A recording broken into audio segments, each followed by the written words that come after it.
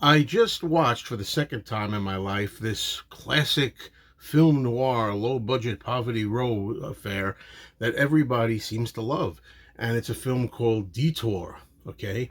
This is a movie that was directed by Edgar Ulmer. And he's most known, I think, for the 1934 classic horror film The Black Cat with Boris Karloff and Bela Lugosi, which I like a lot. And I've always felt that from everything that I've seen from Edgar Ulmer, The Black Cat was his, if you want to say, masterpiece.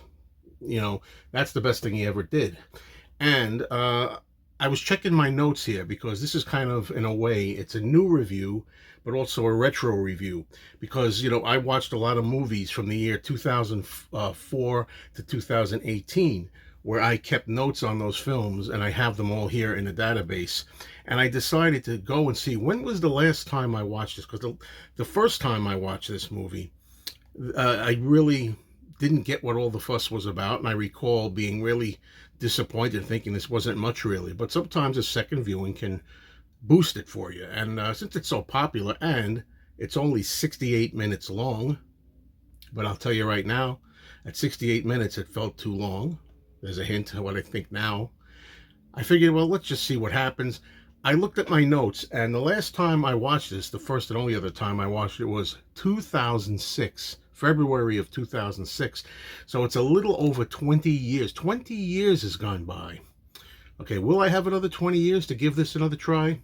I'm not going to. Let me tell you why I'm going to discuss here. I know I'm going to have a pretty rare opinion here because I think everybody loves this movie for the most part. Maybe I don't get film noir because this is supposed to be the absolute epitome of film noir, right? This particular movie. Okay. When I looked at my notes from 2006, I found out it's exactly how I felt about it 20 years later. It hasn't changed for me. So what I'm going to do is I'm going to read my notes from the review I did, my notes of 2006, and that's pretty much verbatim how I felt on this second viewing. I wrote this. I said, a hitchhiking drifter with a string of bad luck, played by Tom Neal, gets more than he bargained for when he gets tangled up in a man's death and runs into a loud-mouthed babe with a real attitude with whom he fatefully shares a car drive. And that's Anne Savage. And boy, does she have the right last name. Okay, she threatens to inform the police if he doesn't fall into line and follow her every demand. Okay, that's the gist of it. And there's not much of a stuff going on in this movie. There's that they get into check into like a hotel room and they fight all the time and this and that. I don't know what the big deal is, okay? So that's the gist of the movie. And then what I wrote here in my notes, I agree with myself, was back then, since a friend and I had just seen Edgar Ulmer's The Black Cat together at a revival movie theater, he decided to bring this noir film to my home for one of our movie nights, which came highly recommended by him, of course. Okay. Frankly, I didn't get what all the fuss was about. I found Neal to have some amusing lines, and his volcanic co-star Miss Savage was infrequently entertaining with her bitchy and maniacal ravings, even though hers is a pretty bad performance. Okay, let's face it. And the dialogue is unintentionally funny at times, but for today's standards, which sometimes makes it mildly amusing. I also didn't spot very many cinematic flashes of brilliance and that I was hoping to enjoy in what essentially emerged to be a very poverty row level production.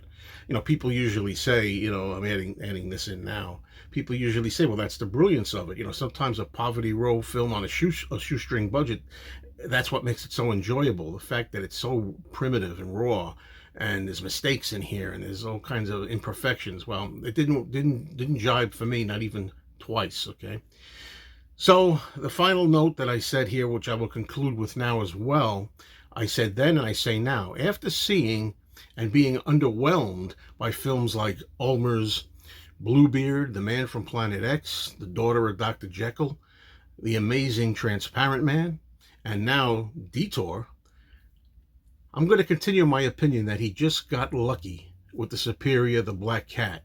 It's even more confirmed now. Out of 4 stars, I can only give the overrated Detour 2 out of 4. That's the best I could do. Standard stuff.